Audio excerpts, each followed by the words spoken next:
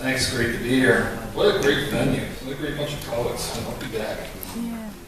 I'm going to read some stuff from the latest chapbook, which I have some copies of if anyone's interested after reading. As Cole said, they're mostly sonnets and some other short wannabe sonnets. This first one's called Chocolate and Tylenol. A friend confides her love of chocolate at lunch.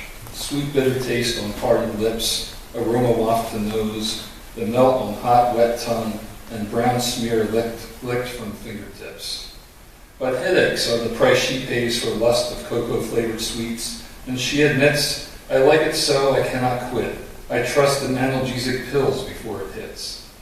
She'd rather risk effects of her excess than do without this sweet surrender, and deems this regimen a fair success when dealing with a frequent chocolate vendor. And that's just how it is with you for me, except I've yet to find your remedy.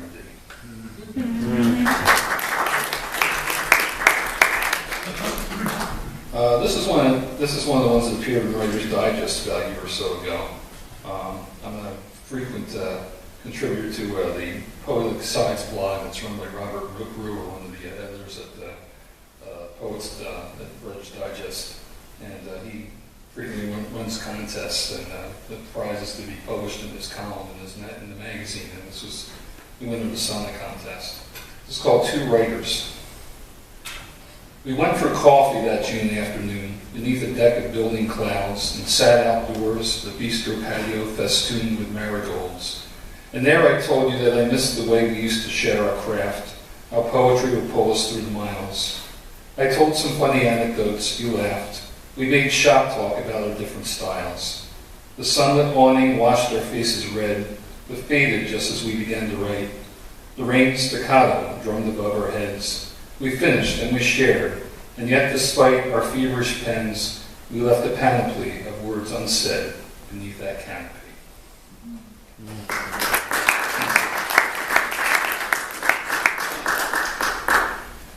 This one is inspired by a TV show. Of it. It's called Dancing with the Muse. Oh, you in your skimpy sequin dress, covering not enough and just enough, pull me onto the floor for the tango to show off a week of grueling practice. As you lead me into slithering turns and I hold you by the small of your back, you entwine me, making my footwork look better than it is, and end with a split that wows the judges. Then they turn to me. I was too stiff. Next time I need to keep more in step with the iambic and jam my lines a bit, make that dance metaphor more believable, avoid adjectives, and please take that damned rose out of my mouth.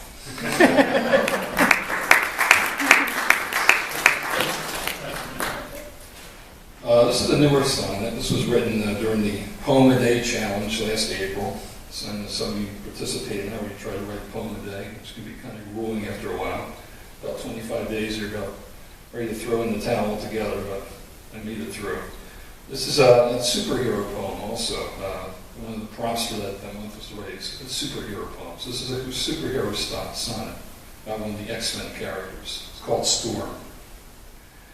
This power is a blessing and a curse, a force that can control the atmosphere. I'll summon up a hurricane and worse, or blow away the clouds and make it clear. My colleagues all respect my strength and powers to vanquish villains with climatic change. But when I while away the idle hours, I wish this talent didn't seem so strange. When I met you, the sky was full blue. We basked in sun, but soon the clouds would gain their hold on the horizon, moving through when you betrayed me. Still, I held back rain. I've got to clear these dark thoughts from my head, or some stray lightning bolt may strike you dead.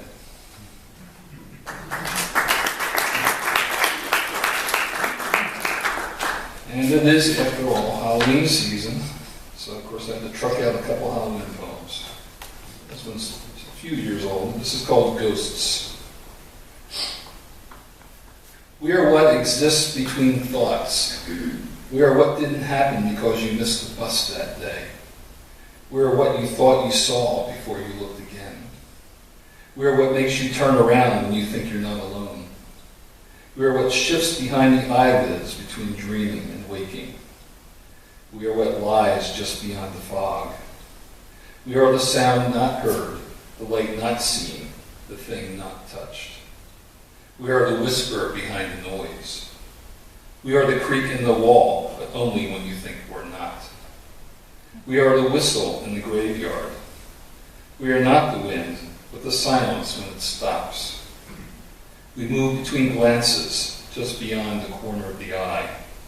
We move like smoke carried by currents of what you believe. We try very hard to stay out of your way, and we are tired, so very tired.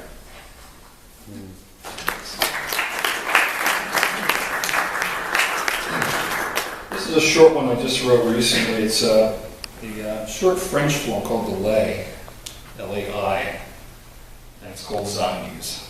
I think I wrote it because I've been watching too much of The Walking Dead. Zombies. Good people forsake all hope when they quake with dread. These monsters aren't fake. You must shoot or stake the head. Avoid bites that make your body awake undead.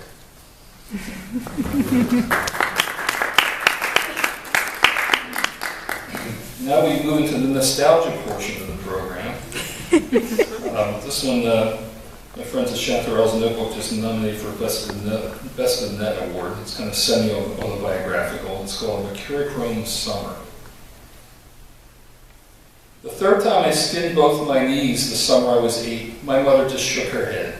You'll have scabs on top of your scabs, she sighed, as she painted them both with mercurochrome, that vile red liquid antiseptic that stung worse than the scrapes themselves. She eased my pain with a cherry popsicle, the sweet and cold in my mouth offsetting the hot throbbing in my knees. Afterward, I limped outside and showed Danny next door my war-painted battle scars, then stuck out my cherry-stained tongue and told him I drank some of the mercurochrome. Yuck, he cried. It was a day full of red. Danny's big sister Julie sashayed by to show off her new red sundress and flip hairdo. I told her she looked like Sandra Dee, but Danny said she smelled like onions. Later, a fire engine screamed through the neighborhood when Mr. Berry knocked over his barbecue grill and set his lawn on fire. Fresh-cut grass and charcoal smell good, but not when they're put together. I read in my science class that when the sun goes down, the reds are the first colors to fade. By dusk, my knees were no longer bright red, and evening sounds took over for the colors. The ice cream man on the late run, mosquitoes teasing my ears, the Fisker brothers setting off firecrackers in the woods, my parents watching Jackie Gleason in the living room. I got ready for bed, pulling my pajama pants over my tender knees, which were already beginning to heal.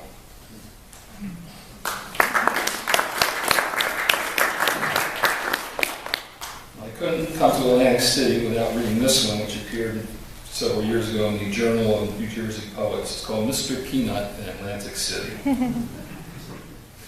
For years, you could see him in front of the Planter's Peanut Shop on the boardwalk. Dressed to the nines, the 6-foot legumes sported top hat, monocle, spats, and cane. He waved a white-gloved hand to passers-by, patted children on the head, while standing outside the store where the aroma of roasted nuts enveloped him like a cologne. Kids and pigeons love to hang out there. If you're lucky enough to have some change, you could go inside and buy some of his wares, or at least a red plastic bank in his likeness, with a long slot in the back of his head, where you put your nickels and dimes, saving for a game of miniature golf, a box of boardwalk fudge, or even some peanuts. I imagined him stepping out in his younger days with that little tycoon from the Monopoly cards. They'd check out the 500 Club, the tycoon with a diminutive blonde on his arm, Mr. P with an exotic Brazil nut, or a Jordan almond, or a pink candy coating, a perfect manicure. He disappeared when the casino sprang up, but he was an institution in his time, welcoming visitors with a handshake and a painted-on smile as the city around him slowly turned into an empty shell.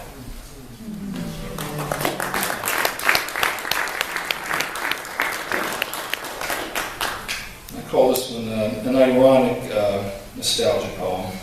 It's called Mistakes, and it's spelled Misteaks. You kids don't know how good you have it. Why, when I was in college, we wrote term papers on Clunky Smith Coronas, Manual typewriters. Mine was seafoam green. Clack, clack, clack, the keys hammered ink to paper, and a little bell conditioned us at the end of the margin not to drool, but to flick the lever that ran the carriage back to the left to start a new line.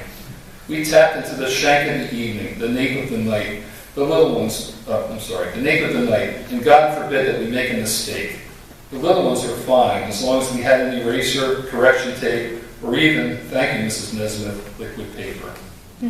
But those big mistakes, leaving out a line, or worse, a paragraph, would make us rip the page from the platen, or rashly rasp that punctuated our wasted time. There was much pulling of hair and gnashing of teeth in those early hours of the due date. Crumpled white roses of manuscript lay around the wastebasket, and we'd redo and redo till we had something that wouldn't make our professor wince. And spelling, we needed a dictionary. Yes, those were the good old days when spell check meant cracking open the Webster's. Cut and paste was something you did on the school newspaper and yearbook with real scissors and paste. And that backup copy was courtesy of a sandwich of black carbon paper between two white sheets. This stuff built character. It bolstered our work ethic. Nowadays, it's too easy. It's making you all soft.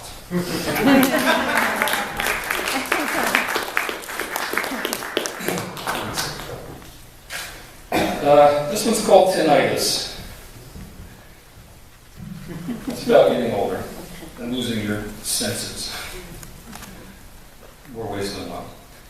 So often, I tell my teenager that he hears but doesn't listen. Now I fear that I can listen, but I'm beginning not to hear. Oh, I can hear most things if I listen for them hard enough. But what makes it rough is that I never am immersed in silence.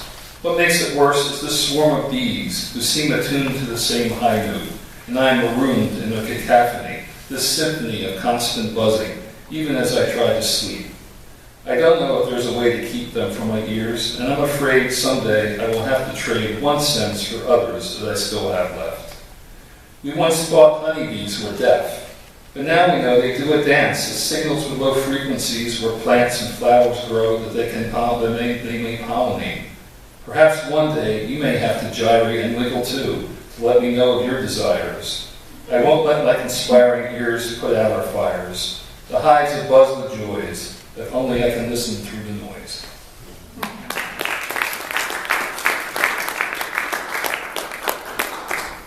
This year, I had two big events in my life, celebrating my 40th anniversary and welcomed our first grandchild. So this is about my marriage. This was written several years before the 40th anniversary, but it still holds true. It's called Odyssey. It's a miracle this leaky old boat has made it this far. Long as we have plowed through whitecaps and whirlpools, everything that pissed off the side of life could throw at us, your rudder-steady hand has navigated past Scylla and Charybdis, and so many lesser hazards. And the sirens, oh, the sirens. If it were up to me, we will be dashed upon the rocks. We will make it through this voyage, even if you have to lash me to the mast.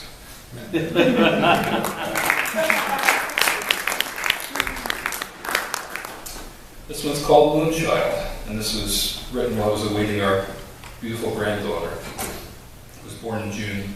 That's the title. And it's actually a response to a writing prompt to take a first line from a famous poet and to write the rest of the poem based on that line. So this is after a line by Walter D. Lemaire, Moonchild. Slowly, silently, now the moon slides on its arc from behind the trees, huge at first, or so it seems, so close to the ground. But then with evening's deepening dome, it climbs to its place amid the stars. Higher and brighter, it tugs at us with fullness and shadow-casting light. Cycles reach their peak now. Tides pull closer to the shore. Our bodies respond with madness in the flow of our own blood. Each full moon pulls you closer to firstborn grandchild, moonchild, growing ready to arrive at solstice, the moon's shortest night, when all the forces of nature will converge at once.